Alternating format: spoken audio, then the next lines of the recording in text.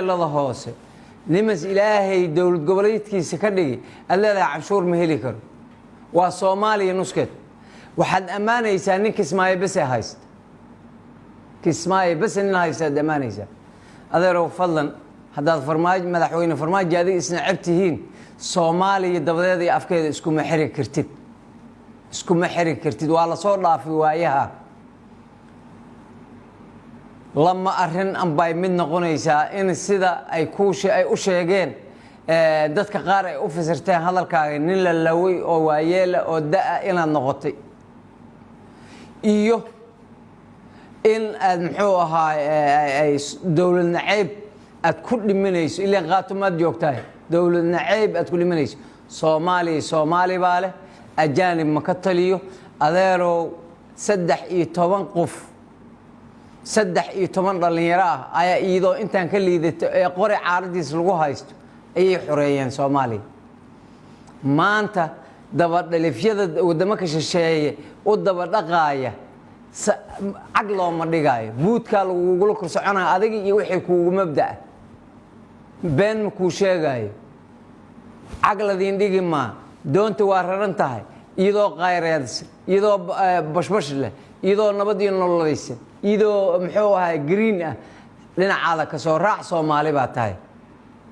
nacfigiyo dhama saaran doonta ugu weyneed oo Soomaali ay saaran tahay waa raran tahay dhinacaada ka soo raac hadaa diido hadda ciidamadii Burtiin la soo marooyaan waan lagu soo qabanayaa waliba laga xishoomaay 8 jeer waa hal dhaaf lagu dhiima waxaan ogahay xilligii midowga maxkamadaha markii la soo maray Gelinsoor la soo maray imaamadii guduudneeda madaxa idin kuwada duubneed adiga iyo Allah u naxariistay intii markaas joogtay Puntland maanta ciidamada waxay Burtiin lay soo marooyaan dhinaca kale dhooblay soo marooyaan adiga ama Soomaali soo raac ama adoo xurriyada laga qaadayaa lagu keenin doonaa waa dhamaatay maamuladii dikreega ay dhoobeen waqtigooda uu dhamaaday kuwa Soomaaliya federaalka Soomaaliya qaabka ay u rabtaa loo qaadanaya ama kana waxaad leedahay adoodadaas ku jira wiil yaro BBC-da ka shaqeeya waan dacweynayaa dacwaan ka qoraya leedahay bal aniga ii soo dacweey federaalka kan aday aad dhistay ma aha oo muxuu ahaa Puntland iyo ka dhisan Jubaland ma federaalka aan rabnaa waa kan dalka Soomaaliya isku haynay أحمدو وادكتور تكريه ديس بولند تكريه ديس odayaashii iyo aqaliintii reer Puntland oo ma afka gacanta saartay oo yaaban oo aaminsan waxa dhacaya la yaab ay la tahay aqaliintii dadkii wax galka ahaa oo reer Puntland oo dhamaad wada cadaadinaysi oo aad rabtiin inaad dalkoodii aad jijoobtiin oo Soomaalinimadii aad nacsiisiin ladinka yeeli ma koonfur galbeed waa qayraysan tahay dawladda Soomaaliya ay taageersan tahay si jidkii federaalka laga rabay ay saaran tahay Hiirshabeelle waa qayraysan tahay jidkii laga rabay Hiirshabeelle ay dawladnimada iyo federaalka laga rabay ay saaran tahay galmudug waa sidoo kale Banaadir State-na waa soo socdaa iyadoo oo carqaladeeda qabto oo dhaqaalaheeda oo wax walba wadato haddana governorkeeda yaa shirka dhinac ka fadhiya shalay haddii islahayd Soomaaliya ku maquuni 18 gobol oo faalsada ahaayo Maxamed Siyaad Barre sameeyay Soomaaliya ku maquuni haddii islahayd been ay noqotay intaas oo dawlad goboleeda korkaaga ka dhismay heerkii hadda waxa la joogaa ad soo nici lahayd federaalka adiga ruuxaada waa isqirinay moogi Cabdiraxmaan Faroole Ilaahay ka cabso ummadda senator tahay waliba fiiri senator federal xibin federal tahay haddii maanta dawlad goboleedka Puntland xildhibaan ka tirsan allahan leed kuma jawaabdeen markay waxa jooga dawlad goboleedkii kale ku jawaab lahaa joog laakiin adiga federaalka ka tirsan ana ku jawaabay adeero Puntland Soomaaliya inta ka saartay oo qabiil u kala saartay ad wax walba soo saartay ayaa Puntland qofaan Maxamuud Suleymaan ahayn as madaxweyne ka noqonayn Cabdiraxmaan run hadaad sheegaysa Cabdiraxmaan Juriili oo agtaada fadhiya madaxweyne ka dhig madaxweyne Cabdiraxmaan Juriili bari madaxweyne ka dhig Puntland ugu dhig aqoon ka badan cilmi ka badan karti ka badan maxamuud suleymaan ma oga cid kalood aaminsan tahay male soomaaliya oo dhan sidii usii fatixinaysaad maxamuud suleymaan taagan tahay maalin dambena ciise maxamuud aad tegaysaa ciise maxamuud aad kale saarsaaraysaa war xisho waa lagaa xishooday walaalo xisho waa lagaa xishooday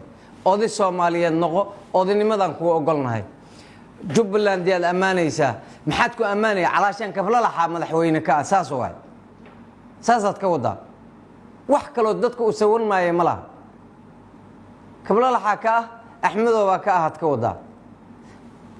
gobolkaas nin walba maalintiisa uu madaxweyne ka noqonaa shanta soomaali shanta qabiil oo maanta wax lagu qaybsado qabiil ka maqan cabdiraxmaan oo ii sheeg biri anaa ka noqonaaye saadaba mariixaanaa ka noqonaaye saakuun adaa ka noqonaaye maalinta ku xigta diraa ka noqonayso maalinta ku xigta digil iyo miliflaa ka noqonayso ogolow soomaalinimada in wax lalee ogolow haddaadna ogolaanin qasab iyo sudulla lagu ogolaysiinaya aad iyo aad baad u mahadsantihiin intii muxuu ahay waraysigayga dhibsata raalli ha ahaato odaygaas wax kale oo jid kale oon ugu jawaabo aan garan waaye oo aanan ka ahayn in waxuu asaga calooshiisa ka buuxo aan bannaanka soo dhigo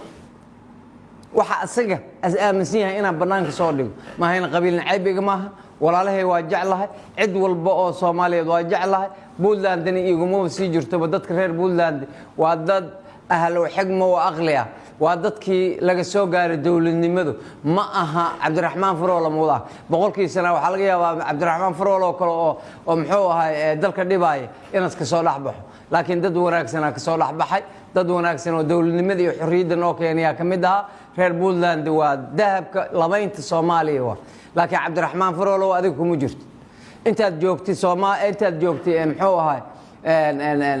garooba joogtood madaxweynaha ahaydna dastuurkaa iska dabalaabanaya aad ku qasabta oo meel walba hadalkaaga iyo waxa hadda kaa buuxa ay ka muuqato asagana waan saxaynaa insha allah baynlaha kariin waan saxaynaa si caqli aan ku saxaynaa haddana waxaad xildhibaan ku tahay qodobka 6aad farqadiisa 3aad ayaad ku tahay oo labada aqal adoo ka maqan lagu daray oo wax looga bedelay marka aad baad u mahadsantihiin intaasaan kusoo gaabinayaa waxyaabaha kale oo iska hadlay ee qabiilka iyo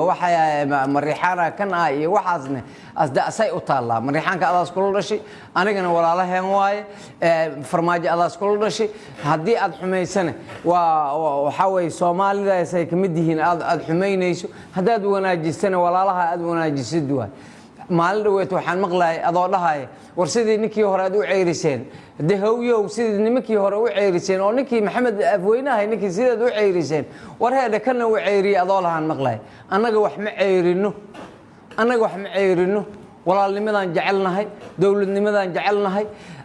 dhinaca wax laga ceyriye waad garanaysaa iyo dhinaca wax laga naco iyo dhinaca naciibka laga keeno waa garanaysaa allah idin hadeeyo khayr baan idin rajaynaya waana idin soo ducaynaya insha allah assalaamu calaykum waraxmatullaahi wabarakaatu